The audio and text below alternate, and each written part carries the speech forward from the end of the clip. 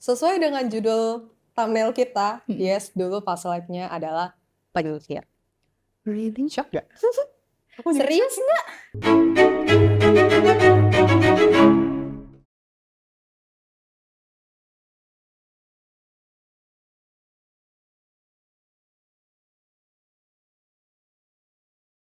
Berbicara mengenai tadi stres dan trauma nih, kalau Ci Ailin lihat dari sosok Kim sendiri, apakah dia juga masih belum move on dari yang dulu-dulu, entah yang dulu pokoknya?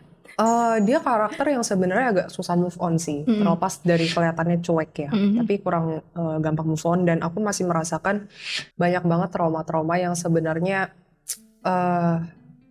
yang masih ada di dalam diri dia dan belum mencoba untuk menyembuhkan traumanya. Oke. Memang aku akuin sih kehidupan beliau ketika masa kecil remaja itu memang gak mudah.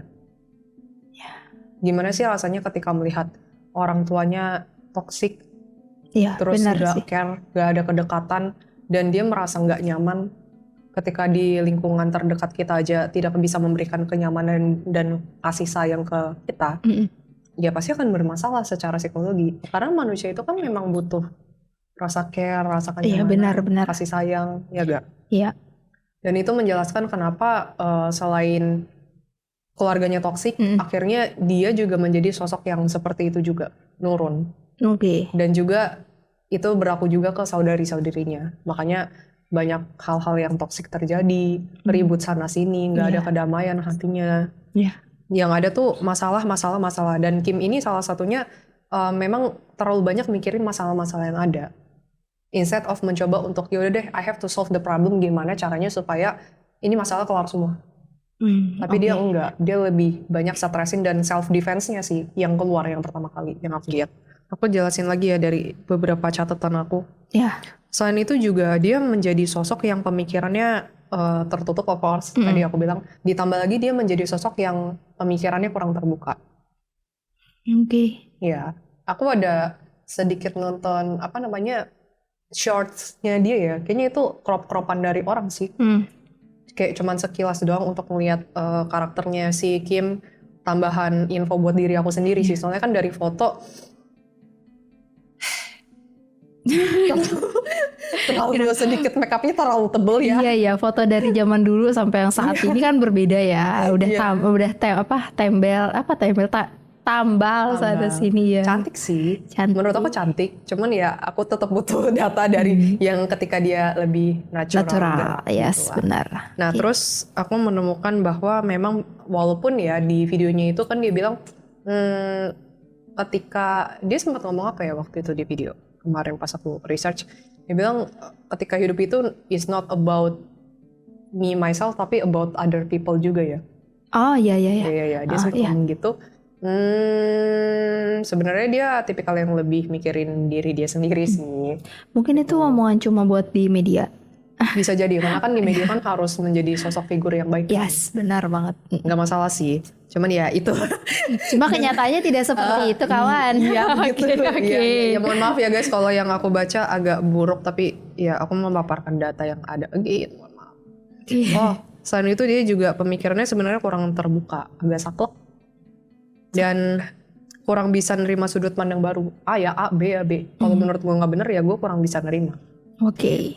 Energinya menjelaskan kalau dia itu nggak seterbuka itu sih. Baik sama pemikiran baru, baik sama orang lain juga nggak terlalu terbuka sebenarnya. Dia milih-milih sih. Terus juga yang terakhir itu Kim ini sosok yang peduli ya. Nah ini yang pengen aku jelasin. Inline. Sebenarnya kurang peduli sih sama orang lain. Again jelek lagi. Gimana ya? Ini yang sebenarnya menurut aku sedikit penyakitnya Kim sih, dan yang aku nggak suka selain dia masih punya penyakit hati yang namanya kekecewaan. Kekecewaan, terus juga ego tinggi itu kan penyakit hati dan belum ikhlasin masa lalunya. Itu juga menurut aku salah satu penyakit hatinya. Dan yang terakhir itu memang yang sebenarnya aku di antara semua karakternya ya, aku paling gak setuju ini sih. Kenapa tuh? Dia sebenarnya orang nggak peduli. Kalau nggak peduli doang ya udah nggak apa-apa kan. Iya. Tapi ada momen dia tuh senang ketika ngelihat musuhnya itu jatuh. Musuh, bukan semua orang. Orang-orang yang dia nggak suka atau yang emang menurut dia jahat sama gue.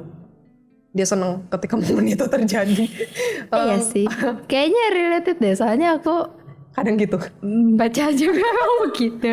Jadi kayak ya Hakim ada nggak suka sama seorang cewek gitu kan. Jadi ketika si orang ini tersandung masalah tuh dia kayak yang ya mungkin di depan media kayak nggak mau bicara, nggak mau banyak ngomong, tapi ternyata mentertawakan. Nah itu yang aku tidak setuju. Soalnya gimana pun juga kan, ya memang sih kadang ada orang-orang yang ngeselin kan. Cuma lebih ke arah ya udahlah biar itu urusan dia dengan Tuhan aja. Kalau aku sih. Tapi kadang emang kayak gitu juga sih kayak misalkan apalagi itu sama musuh bebuyutan kan, kayak yang ya apa ketika kita ngelihat musuh kita jatuh tuh kayak kita juga pengen ketawa sih, rasain lo gitu kan kayak. Bohong sih kalau misalkan apa maksudnya dari kita atau siapapun gitu bohong kalau misalkan gak ngerasain kayak gitu. Aku malah sebaliknya. Awalnya jadi kalau di aku ya ini lucu sih, cuman kayak ya gitu lah ya. Aku jelasin umbarin aib aku sedikit lah. Jadi kalau aku misalnya sebel sama orang, ya kadang marah-marah kan, kadang marah-marah. Tapi begitu orangnya kena batu, aku malah kasihan sendiri, bukannya merasa kayak mampus lu seneng gitu. Karena aku malah aduh. Tapi enggak, Cailin enggak kesel juga marah-marah mulu perasaan. Disclaimer ya guys ya. Cailin tuh kalau misalkan kita ketemu hari Kamis Jumat mau syuting tuh pasti wah omongan dia tuh udah melebihi mercon guys. Melampiaskan stres aku. Oke, untuk karakter dari Kim sendiri udah cukup gak, Ce? I think udah cukup deh kurang lebih. Tapi again ya guys, aku ingin lagi terlepas dari itu jangan gimana ya? Ya dipilah-pilah lagi aja sih informasinya, karena aku agak serem sih nyampainnya, karena kan ya, lebih banyak negatifnya ya, mungkin lebih banyak sisi kurangnya, tapi dari aku pribadi sebenarnya aku nggak bisa 100% menyalahkan Kim. Iya. Dia menjadi seperti itu karena ada background keluarga yang sebenarnya nggak sehat untuk diri dia. Benar. Dan siapapun juga kalau ada di situasi itu bisa jadi menjadi sosok yang seperti Kim atau enggak bisa lebih parah lagi kan. We never know. Jadi ya itulah. Ya, makanya apa ya, kasih sayang dan keutuhan orang tua tuh benar-benar harus banget ya. Nah, ya. Apalagi buat anak-anak sih. Kayak intinya kalau misalkan ketika kita udah menjadi orang tua, ya kita turunin semua ego kita. Kayak lebih mentingin anak gue gimana. Jangan lupa anak itu juga sebenarnya manusia. Yes. Mereka pun hadir di hidup kita. Ya ini pembelajaran aku juga untuk nanti kelak aku jadi orang tua. Itu adalah apa ya, itu adalah berkat dan anugerah dari Tuhan sih. Jadi jangan sia-siakan. Dan ini goals aku sih kalau misalnya jadi orang tua. Amin. Tahun depan aja. Ya nggak tahu depan. Oke, amin. Membela diri gitu. Atau di download dari internet. Enggak tahu, mana tahu ketika bersin ada bayi keluar. Oh, luar biasa. Oke, gimana goals dari Cailin? Lebih menjadi pendamping yang baik untuk anak sih. Jadi mungkin lebih ke arah aku sendiri juga belajar sebagai orang tua, bukan yang kayak menuntut anak terus gini, tapi lebih ke arah dari anak pun kita bisa belajar banyak hal. Dan aku yakin Tuhan kasih pun juga ada alasan supaya kita belajar jadi orang yang lebih baik, lebih dewasa. Benar. Dan menurut aku bayi itu kan polos ya. Aku tuh sebenarnya dari kecil sih, ini sedikit spill dikit. Dari aku usia 5 tahun ya, 4 tahun. Aku tuh suka ngeliat anak kecil or bayi. Walaupun badan aku juga masih kecil kan. Iya. Tapi I really like the child begitu. Karena mereka itu sebenarnya jiwa-jiwa yang masih pure banget. Dan menurut aku ketika mereka benar-benar sayang sama kita, gak neko-neko. Sayangnya benar-benar tulus banget. Beda sama orang dewasa yang kadang liatnya ada maunya kan. Iya, benar. Tapi kalau sosok anak kecil tuh enggak. Dan menurut aku itu kayak berkat dan bisa nyembuhin luka batin. Benar. Ya guys, jangan sampai anak-anak kalian gitu kan mencari kasih sayang di luar sana. Setuju. Jempol dulu. Jempol mau nangis. Oke, untuk karakter sudah. Dan ini pertanyaan terakhir yang mungkin menjadi tempat penasaran dari para teman-teman Camis. Nah kan keluarga Kardashian ini kan juga udah lumayan lama terkenalnya. Apalagi sampai disebut dengan klan Kardashian. Wow. Ya kan? Nah, di balik kesuksesan seluruh keluarga Kardashian ini, apalagi bertahan sampai dengan hari ini, detik ini mungkin kita ngonten, ya kan? Apakah ada sokongan? Tapi bukan artian nggak harus astral, atau mungkin dari pengusaha-pengusaha besar benar-benar kayak menyokong banget Kardashian, atau mungkin memang disokong dari kubu kiri. Jeng. Apa tuh jawabannya? Kami akan menjawab pertanyaan kalian dan rasa penasaran kalian, guys. Karena ini konten spesial, kalian yang jawab. Baiklah, saya akan memanggil Dajjal saya untuk kemari. Oke, mulai dari mana nih? Mulai dari mana? Mulai dari, ya sokongan dari Kim ini bukan dari astralnya, sokongan dari manusianya dulu deh. Oh ya, of course ada.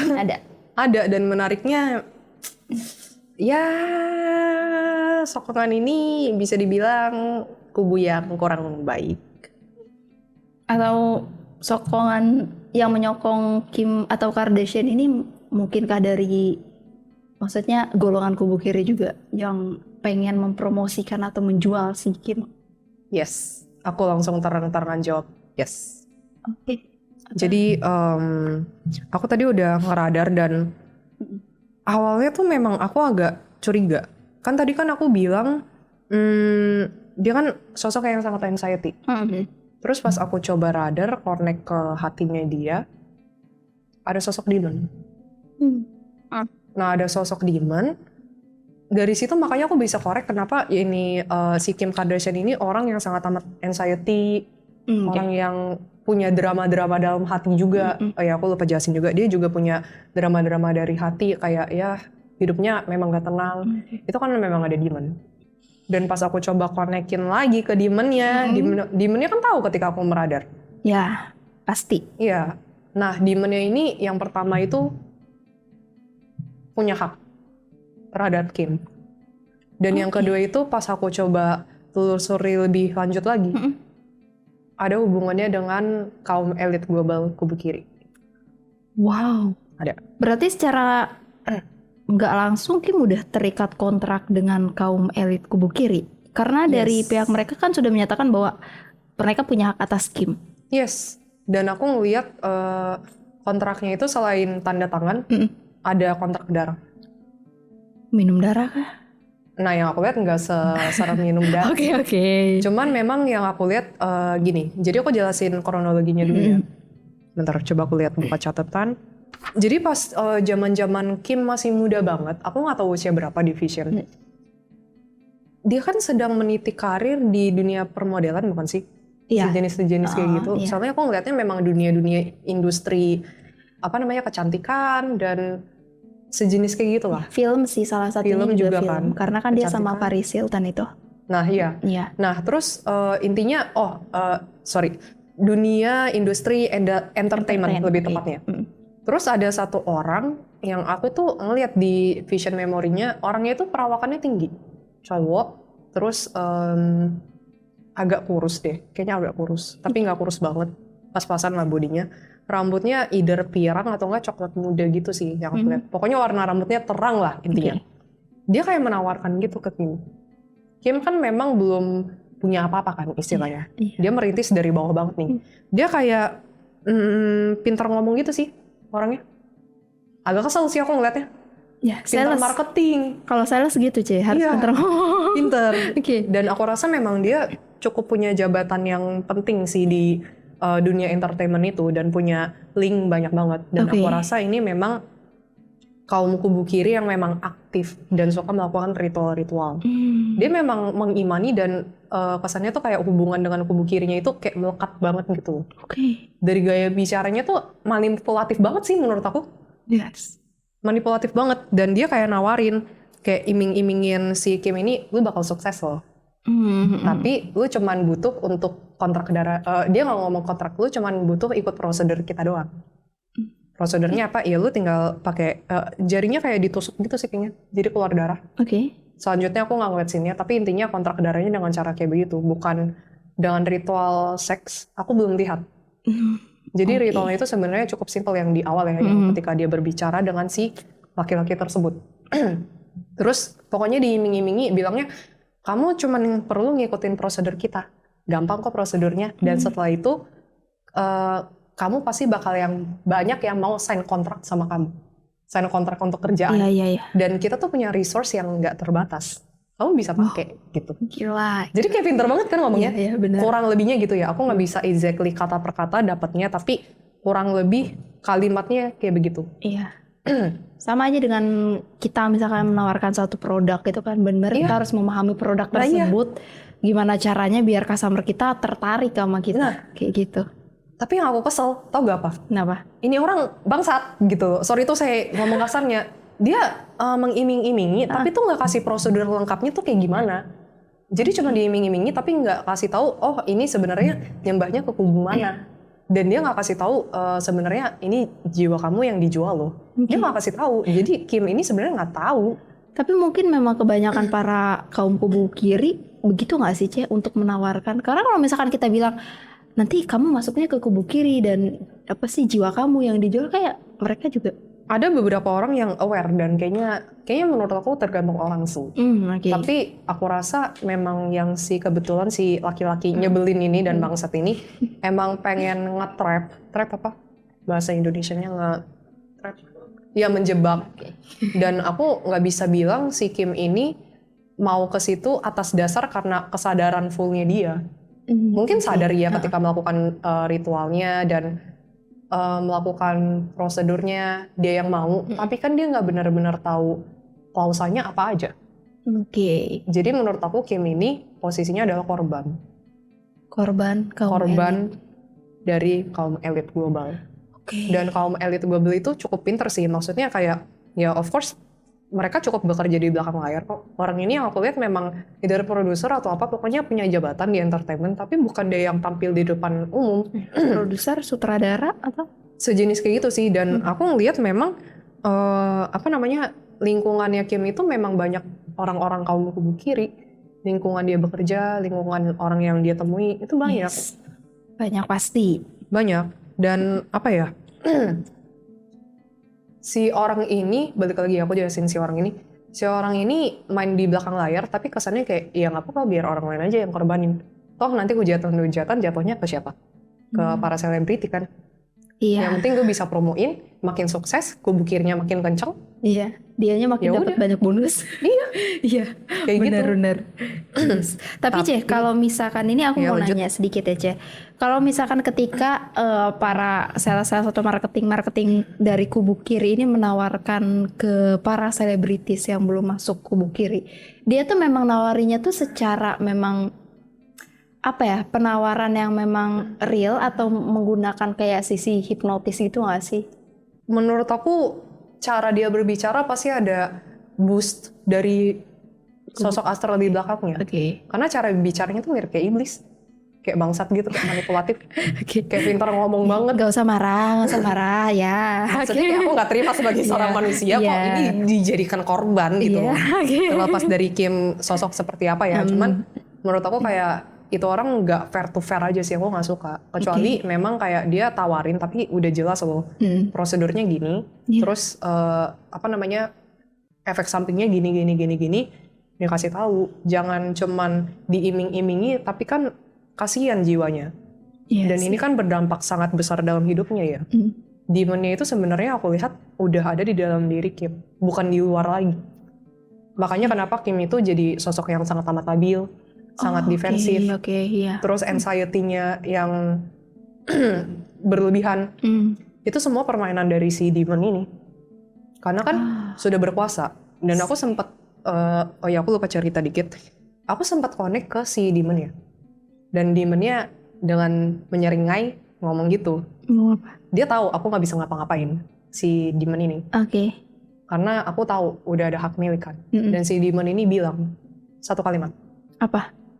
Dan si demon ini bilang, dia mendapatkan kekayaan, tapi hidupnya tidak bahagia. Nyelekit gak sih dengerin? Nyelekit gak? Nyelekit. Yang sambil kaya belum tentu bahagia. Sambil senyum ngomong. Pantesan kebanyakan orang-orang kaya itu pada stres aja. Ya, begitulah ya. Terus ada lagi yang gak yang diomongin sama demonnya? Abis itu demonnya kan kayak masih nerawang aku sih dari jauh gitu kan. Kayak dia tiba-tiba ngomong pas aku masih nyari-nyari tentang Kim kan, kamu mau join gak? Seperti biasa, dia aja. Ya, Wani Piro gitu. Iya, yaudah aku bilang, of course no. Untuk apa gue membegokan diri gitu loh. Soalnya mereka itu bukan sosok astral yang benar-benar tulus, selalu ada maunya. Dan pasti ujung-ujungnya itu kehancuran manusia itu sendiri. Iya.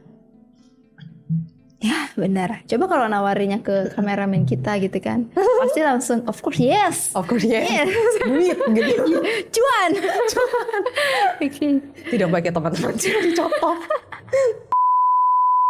Oke, berarti tadi kan sudah dibilang kalau ritualnya tuh cuma nusukin tangan yang sampai keluar darah. Ada lagi nggak sih ritual lain yang sebenarnya juga penasaran sih, mereka bisa mempertahankan eksistensi mereka sampai dengan saat ini gitu loh. Oh, maksudnya karirnya? Karir mereka ini. Ya makanya kan aku bilang si Kim ini kan nggak ada merasakan Kim ini tidak merasa finansialnya bermasalah dan dia nggak ada sedikit pun anxiety atau nggak kekhawatiran di bidang itu kan. Tadi aku bilang karena itu yang tadi aku bilang karena di boost. Dan aku memang ngerasa dengan sangat amat kencang selain dari demon-nya ya, itu memang orang-orang di belakangnya, produser segalanya itu memang support dia banget secara finansial dan lain sebagainya, semuanya kayak dipermudah. Soalnya aku bingung karena si Kim ini sebenarnya dia memang yang tadi aku bilang kan dia ngikutin sesuai apa maunya standar sosial dan benar, pekerjaan yang ada kan. Dia memang ngikutin, tapi aku bingung karena dibilang kerja keras banget selayaknya orang normalnya sampai sukses, itu kayak nggak normal gitu loh. Aku ngerasa domplengannya tuh cukup kencang dan menurut aku kayak agak nggak wajar. Harusnya untuk sosok-sosok ya selebriti gitu-gitu, harusnya untuk naik ke jenjang itu tuh agak sulit banget kan. Prosesnya pasti butuh banting tulang lah, kerja keras, dan pasti ada ngalamin fluktuatif naik turunnya hidup. Kalau si Kim tuh kayak kok mudah gitu. Apalagi ini kan sampai keluarganya kan, apa disebut klan juga gitu. Keluarganya kita butuh cek satu-satu sih, itu juga menarik untuk dibahas. Iya boleh. Tapi untuk Kim sudah jelas dia memang ada kubu kiri dan again dia korban dari kaum elit global kubu kiri. Oke. Nah untuk ritual lainnya ada nggak sih Kim ini melakukan? Ritual ya, honestly aku nggak ngerasa dia itu sebenarnya yang pertama dia nggak mengimani. Malah aku ngerasanya si Kim ini sebenarnya masa bodoh sama hal-hal beginian dan nggak peduli juga, masa bodoh nggak peduli dan kayak nggak tahu juga. Dia kan nggak benar-benar ngerti mengenai ya kaum satanik, Illuminati, elit global or something. Dia nggak peduli, dia lebih peduli mengenai hidupnya dia sendiri sih dan mengenai diri dia sendiri. Jadi tapi sorry jadi potong. Jadi kayak misalkan meskipun si Kim ini tidak melakukan ritual seperti yang diharuskan gitu, dari kaum elitnya ini benar-benar masih bisa ngebus ya? Masih bisa ngebus karena kan ngikutin prosedur yang orang di belakang mau. Kalau ritual aku rasa itu preference orang-orang sih. Cuman abstrak yang aku dapat, yang penting gue udah dapetin jiwanya dia dan dia sendiri kok yang kontrak. Ini sebenarnya kasusnya mirip sama Sully. Kalau teman-teman pernah nonton, ya pokoknya kita pernah, itu masih zaman-zaman collab ya? Collab sama Adam sama Kabo. Pokoknya ya dicari aja lah ya teman-teman. Itu mirip kasusnya Sully sih. Sully kan signing kontrak di bagian kubu kiri, tapi kan dia nggak tahu. Akhirnya jiwanya itu kan memang diambil sama kubu kiri dan hidup dia kan benar-benar hancur ya menurut aku. Dia banyak, aku sedih sih ngeliatnya. Dia banyak hatersnya. Terus juga akhirnya berakhir dengan depresi yang cukup akut. Itu karena permainan kubu kiri. Nah di Kim juga sama, cuman bedanya Kim ini jiwanya lebih kuat lah. Mentalnya lebih, bukan mental, jiwanya sih, jiwanya alam bawah sadarnya lebih kuat ketimbang si Sully ini menurut aku. Nah dia nggak back lagi, dia itu sebenarnya nggak mengimani dan memang benar-benar nggak peduli. Pokoknya apapun itu ya gue nggak peduli, yang penting gue bisa sukses, udah. Jadi dia bahkan aku rasa nggak benar-benar tahu banget deh ini sebenarnya arahannya nyembahnya ke siapa. Kayak dia nggak peduli banget gitu, kayak ya udah whatever. Nah, jadi bisa dikatakan benar atau enggak bahwa yang di belakang Kim ini termasuk iblis premium? Oh, kalau iblis yang di belakangnya, bukan di belakang sih, udah di dalam dirinya sih. Iya, benar. Bukan iblis premium rank. Tapi? Sebenarnya iblis bawahan doang sih. Yang sebenarnya juga dibilang kuat banget enggak, tapi manipulasinya lumayan, luar biasa. Tapi kalau aku coba radar, linknya dia kemana? Ke Satan, jelas. Linknya ke arah situ. Makanya aku bilang kaum elit global kubu kiri. Linknya udah ke situ soalnya. Wow. Dan ini satu lagi pembelajaran terakhir kali ya. Apa tuh? Pembelajaran kenapa ya si Kim ini banyak drama dalam hidupnya selain ada demonnya. Ini yang aku sayangkan banget, tapi juga bisa jadi pembelajaran untuk kita semua ya. Di hatinya dia itu sebenarnya gak ada Tuhan. Dan aku gak ngerasa dia itu dapat perlindungan dari Tuhan sih. Pas aku connect ke hatinya si Kim, kalimat exactly-nya, there is no God in here. Jadi apapun itu gue harus berjuang sendiri. Tuhan ada gak ada, pokoknya gue harus berjuang sendiri. Yes. Jadi karena dia juga orangnya kurang bersyukur yang aku rasa. Terus juga banyak drama dan mungkin secara spiritualnya juga kurang. Mungkin sama ini juga gak ada orang yang benar-benar meng-guide dan memberitahu dia juga sih. Akhirnya dia menjadi sosok seperti itu dan ya gitulah. Gak dapat perlindungan sih. Ditambah lagi juga ada boost dari demonnya. Ya sama ini dia dilindunginya sama demon. Iya sama demon. Bukan sama Tuhan. Gitu sih. Oke, ternyata begitu guys. Dari sisi karakter seorang Kim Kardashian yang pengen banget kalian tahu. Cukup menjawab gak teman-teman? Aku harap sih untuk video cukup ini sih. Cukup menjawab dan entertainment. Amin. Harapanku. Yes. Oke, untuk karakter sudah cukup? Udah cukup. Udah cukup. Kita pindah ke past life-nya Kim Kardashian.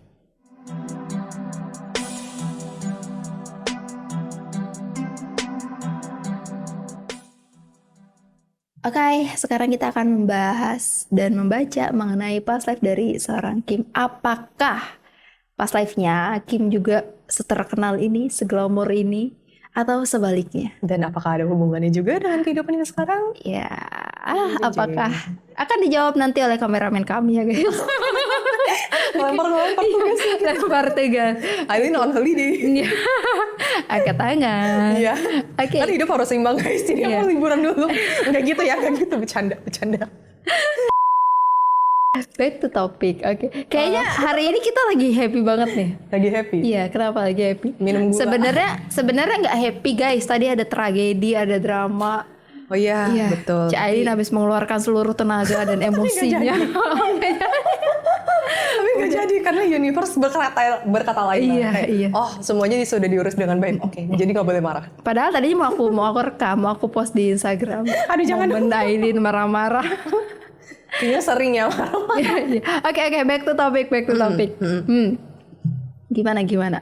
Kalian pasti bakal shock sih denger pas live-nya. Kenapa tuh? Ya, mau dijawab? Gak usah aja, tunggu sampai bulan depan nanti. Oh, boleh. Sesuai dengan judul thumbnail kita, yes, dulu pas live-nya adalah penyihir. Really? Shock gak? Serius nggak? Iya. Soalnya aku baca juga di berita, Kim ini lagi berantem sama pokoknya ada deh, aku lupa siapa, pokoknya dia lagi perang saudara itu, sampai si saudaranya bilang kalau si Kim ini penyihir. Waduh. Jadi kayak dihina gitu, dasar apa intinya, gue benci sama lu Kim, dasar lu penyihir jahat gitu. Oke. Sebenarnya nggak totally salah. Tapi jangan katain juga. ya gimana, hanya orang kesel kan, melampiaskan emosi kan. Kata Cik Aileen kan memang keluarga Kardashian ini memang kalau nggak suka tuh langsung brutal kan. Iya, langsung brutal. Iya. Oh, bisa jadi dia lebih jago kali nerawangnya. Iya. Oh, dia udah langsung ke pas live. Udah tahu mungkin, makanya ngomong begitu. Nah, oke, menarik. Terus dia bisa menyihir siapa aja? Penyihirnya sebenarnya nggak seperti yang dibayangkan orang-orang sih. Jadi aku jelasin mau mulai dari mana nih? Kenapa dia jadi penyihir? Mulai dari masa kecilnya dulu nggak sih? Ada bebas nggak sih? sih. Atau mau langsung ke penyihirnya, dia mau ngapain ya bebas. Kak Tiara yang pilih. Kayaknya aku pengen lihat masa kecilnya dia dulu nggak sih? Masa kecilnya, oke. Jadi masa kecilnya sebenarnya aku agak sedih sih, tapi kok ada sedikit kemiripan dengan kehidupan sekarang. Oke. Jadi memang dulu di past life-nya ayah dan ibu kandungnya juga nggak akur. Mirip gak sama kehidupan sekarang? Mirip sih. Ayah ibu kandungnya nggak akur, dan ayah dan ibunya itu kasar. Kalau di kehidupan sekarang kan aku lebih ngeliat ibunya yang lebih kasar kan. Kalau di kehidupan lalu memang ayah ibunya dua-duanya kasar. Kalau marah itu kayak ngata-ngatain banget sih. Jadi kayak kata-kata kebun binatang dan kata-kata yang kurang pantas dikeluarkan. Dia menjadi sosok yang sangat amat introvert again. Petnya sebenarnya mirip. Nah terus sedihnya yang mirip juga adalah orang tuanya juga nggak ada yang mau ngurusin dia. Dan ini kedua belah pihak, dan ayahnya selingkuh. Oh, kalau di realnya ibunya sih. Iya, tapi mirip kan? Mirip ya. Ini kayak ayahnya itu selingkuh, terus juga akhirnya ayahnya lebih memilih sama cewek lain. Dia nggak mau ngurusin si Kim ini. Ibunya juga ribut, marah-marah, mungkin karena stres diselingkuhin juga sih yang aku lihat. End up kayak nggak mau ngurusin Kim juga. Terus Kim itu akhirnya tinggal sama neneknya. Aku nggak tahu nenek dari ibunya atau ayahnya. Soalnya aku pas momen itu tidak melihat sosok kedua orang tuanya sih. Lebih ke neneknya. Neneknya yang jadi tempat nyamannya dia sih. Karena neneknya masih sayang sama dia dan taking care. Tinggal di rumah neneknya. Nah, karena dia juga tertutup, punya trust issue, buku yang menjadi teman sehari-harinya. Buku. Jadi di masa lalu itu dia suka banget baca buku. Oh ya, by the way, aku lupa spill dikit, dia itu dulu orang timur sih, orang timur tengah. Jadi wajah-wajahnya ya mirip Arab-Arab gitu. Terus aku ngeliat bajunya tuh kayak ada selendangnya, mirip kayak baju sari, tapi bukan sari sih. Soalnya aku bisa bilang itu di daerah Timur Tengah, mirip Arab. Aku nggak yakin pinpoint negaranya gimana ya. Mirip Arab, soalnya kayak ada padang pasir gitu. Padang pasir. Terus tempat kayak toko-toko jualannya itu mirip yang kayak di film Aladdin gitu. Kayak gitu. Mirip. Kayak gitu. Oh ya, back to topic lagi. Habis itu, tapi kan neneknya juga sudah usia lanjut lah. Pasti juga suatu saat akan berpisah dengan neneknya kan. Jadi buku itu memang yang menemani dia. Dia akhirnya suka baca buku dan sebenarnya kurang suka bersosialisasi. Jadi aku lebih banyak ngeliat momen dia itu sendirian. Habis itu, nah dia suka banget baca buku sendirian kayak di pojokan gitu yang aku lihat. Terus ada satu momen, ini kayaknya dia usia 20-an akhir gitu sih, 28 or something.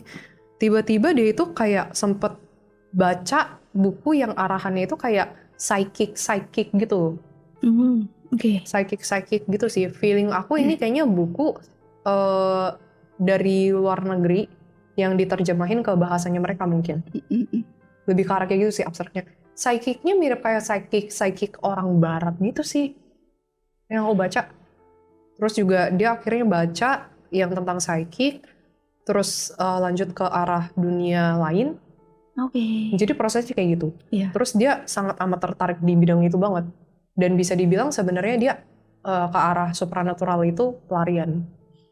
Berawal dari buku dan kesepian. Iya bener, dia kesepian, terus juga nggak merasa nyaman juga dengan orang lain.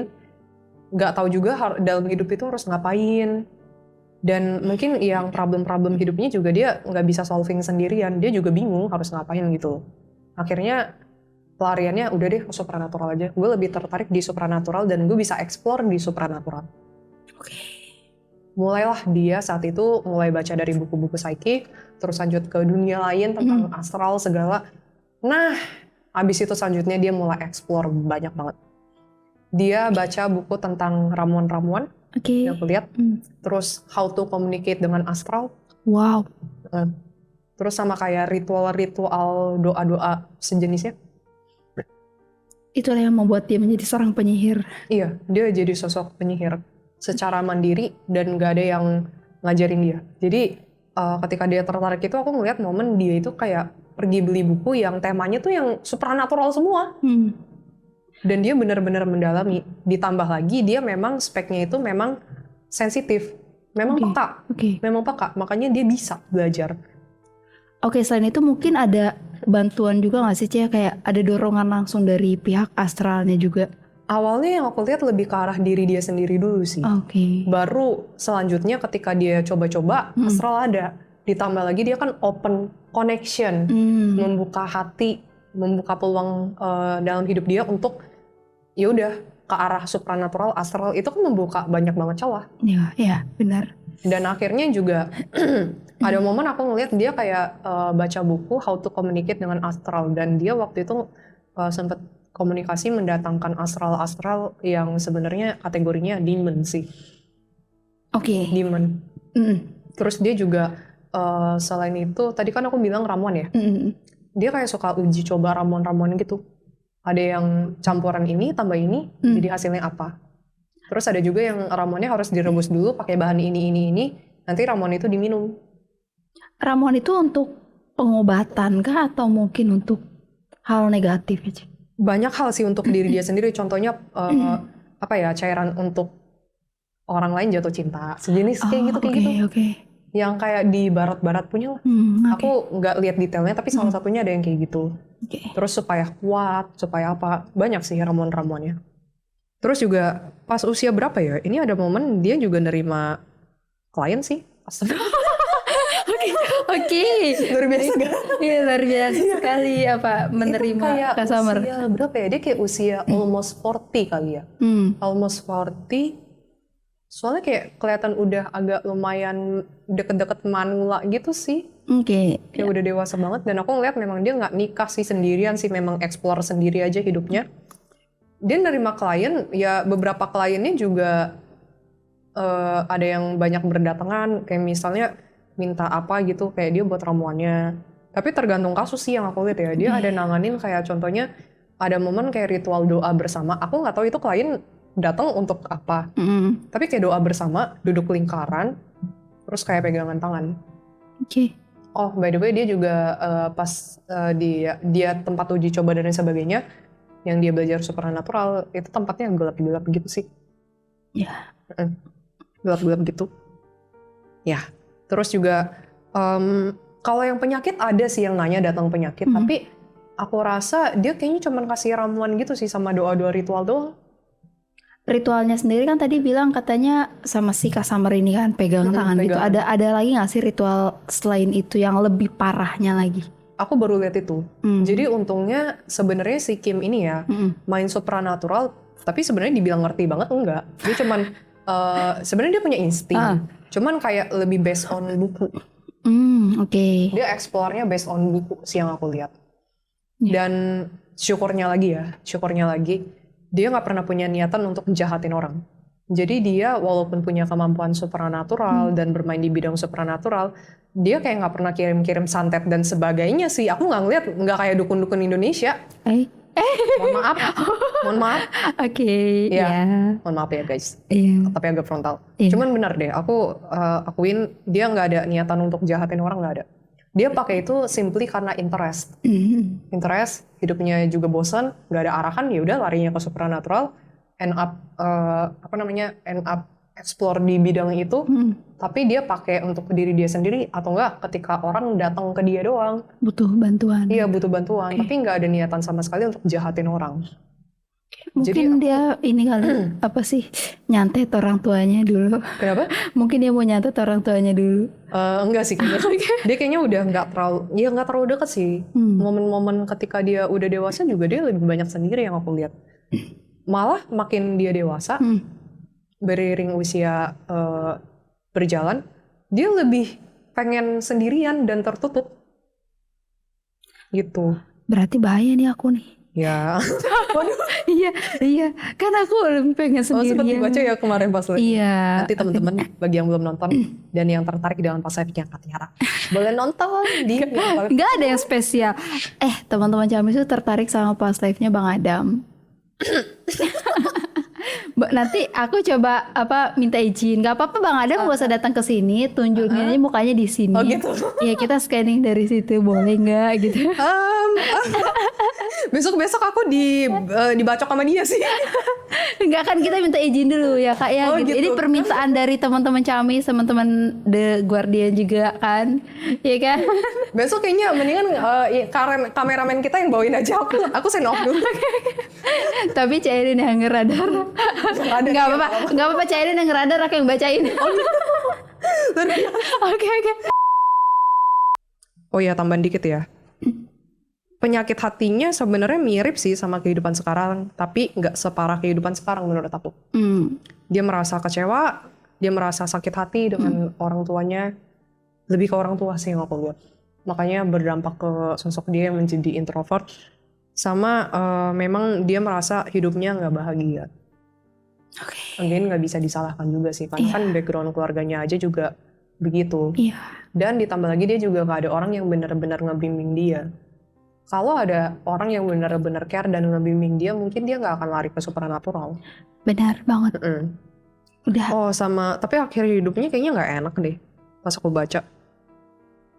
Akhir hidupnya kayak Alzheimer gitu sih.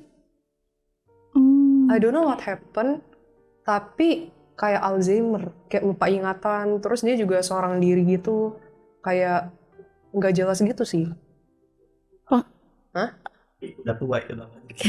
Udah tua. Enggak, tapi ini kategorinya menurut aku udah Alzheimer. Kalau misalnya orang tua kan lebih ke arah lupa ingatan iya kan. Iya. Susah nginget, kadang cepet lupa iya. Tapi ini tuh kayak bengong, terus kayak nggak fokus, terus lupa ingatan, kayak nggak tahu mau ngapain. Iya, itu mungkin efek samping dari. I think iya sih, salah satu efek samping banyak bermain supernatural juga.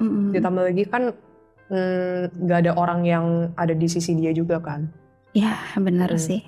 Aku ngeliat memang sendirian, kayak aneh gitu loh, kayak jiwanya tuh kayak udah entah melayang kemana nggak jelas. Masa hidup akhirnya nggak enak sih menurut aku. Sampai dia meninggal? Iya, sampai dia meninggal. Meninggalnya sih ya begitulah ya. Wajar. Nah tapi yang ya mungkin banyak orang yang nanya, kok masih bisa reinkarnasi? Dia kan udah intinya ya seorang penyihir, iya biasanya supernatural gitu-gitu kan. Nah yang aku lihat Tuhan di sini masih versi. Coba aku lihat dulu ya, dia ada kontrak gak ya sama Demon dulu. Wait.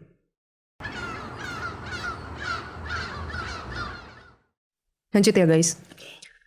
Jadi sebenarnya dia kan memang banyak main supernatural. Dan aku lihat memang salah satunya kenapa dia bisa jadi Alzheimer, karena banyak manipulasi. Ternyata. Jadi memang ada demon, karena dia kan membuka potensi kan. Jadi ada demon yang memang ada di dalam hidup dia dan memanipulasi. Manipulasinya saking banyaknya itu kayaknya agak merusak otaknya deh.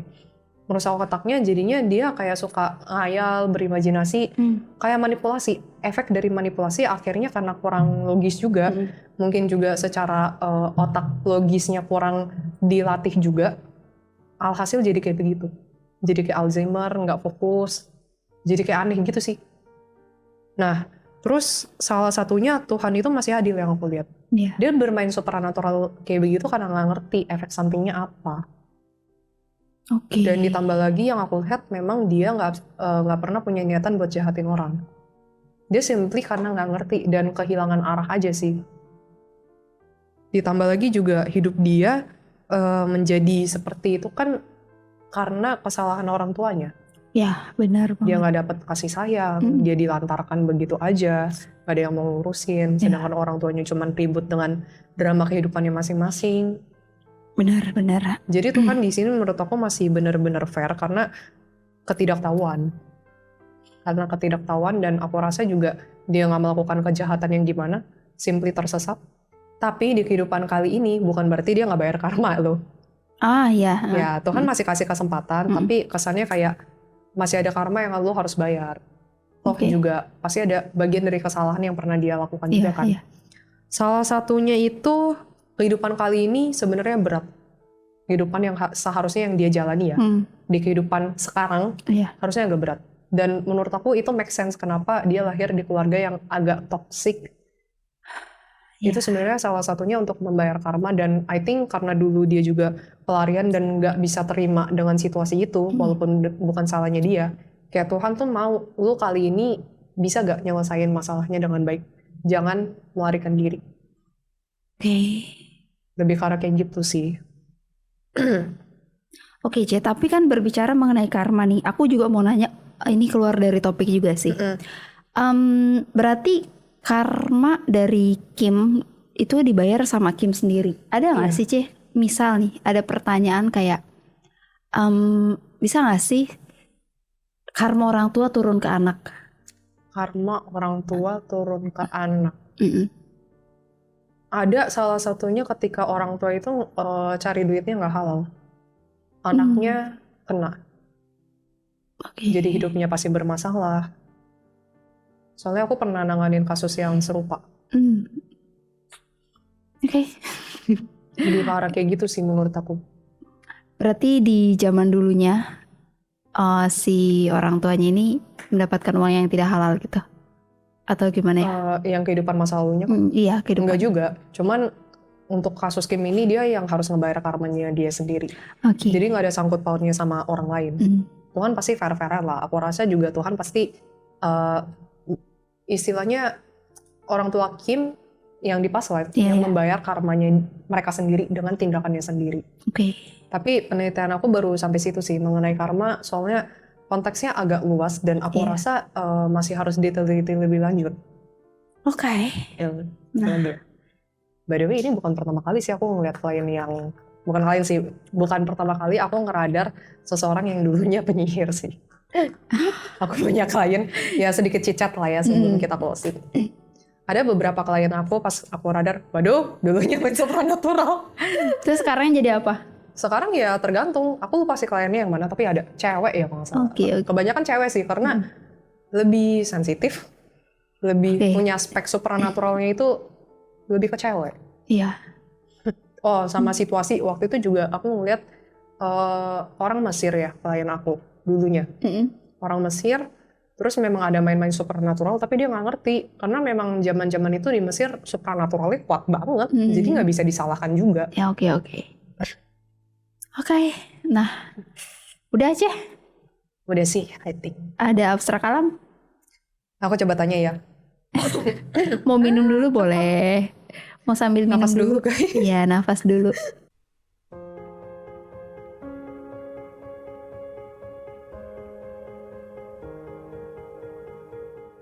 Jalanilah hidupmu sesuai air yang mengalir. Terkadang kamu tidak perlu memaksakan hidup. Hiduplah dengan mengalir saja.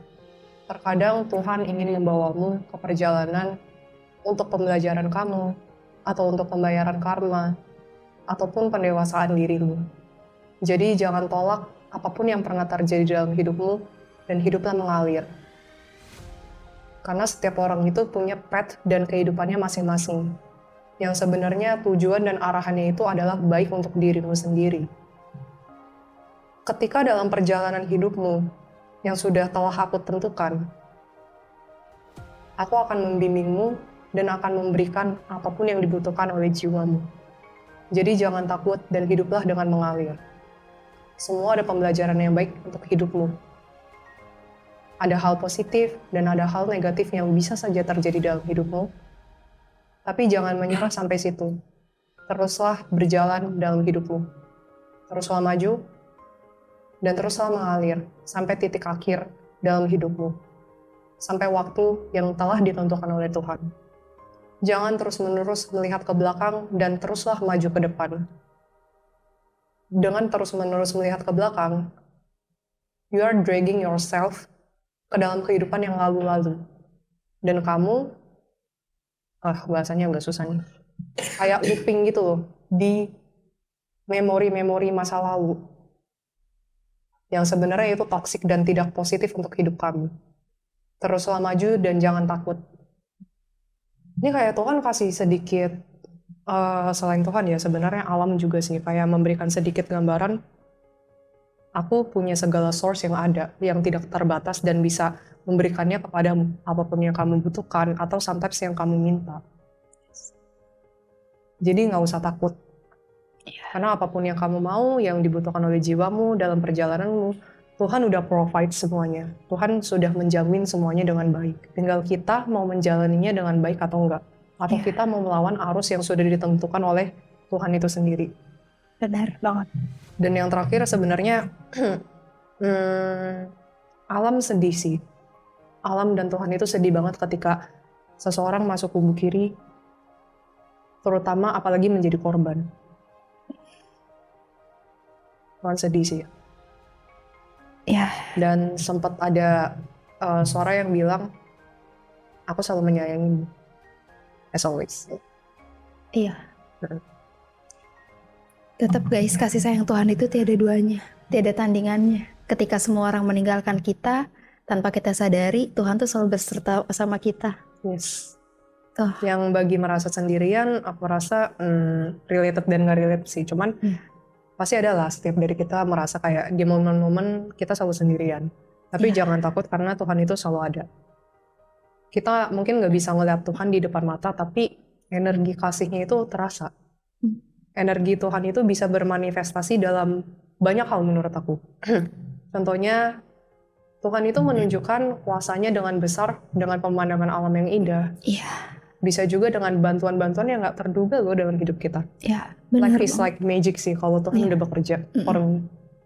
Jadi jangan lupakan Tuhan dan selalu cari Tuhan dalam hidup. Ketika kita udah cari Tuhan, kita hidup dalam fulfillness. Fulfillness, apa sih bahasa Indonesianya ya?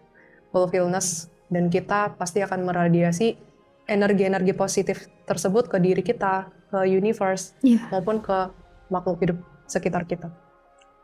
Ya, benar banget. Emang sedih ya?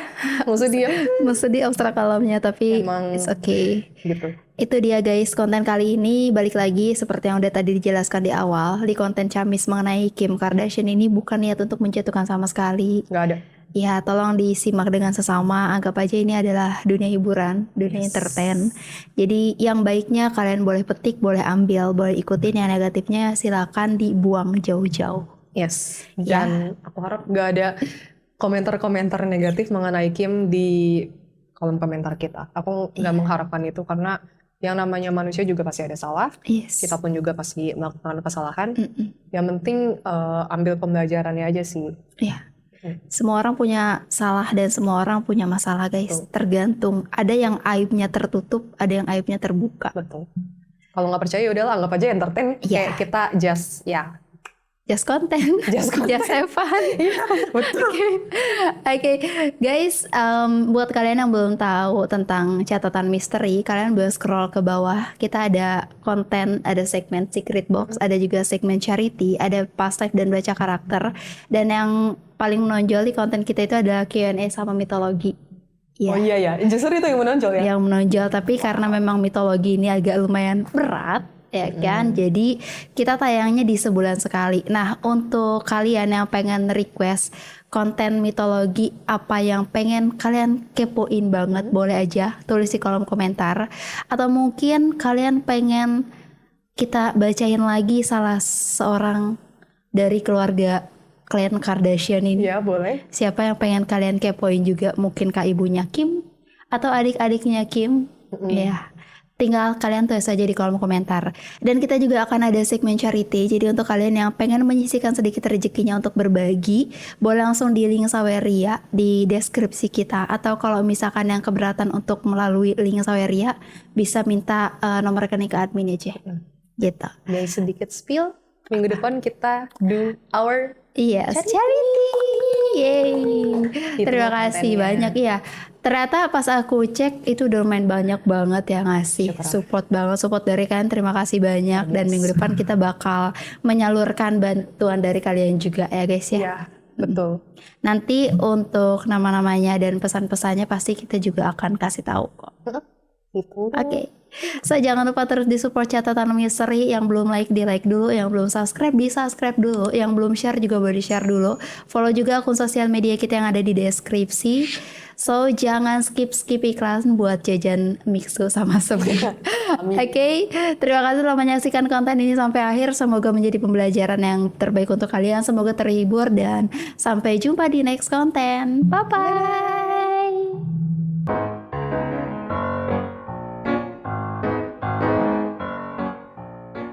Oke, Ceh, sebelum kita back to topik tentang Kim, boleh minum dulu, Ceh. Ada minum. Iya, minum dulu. Ya, minum dulu.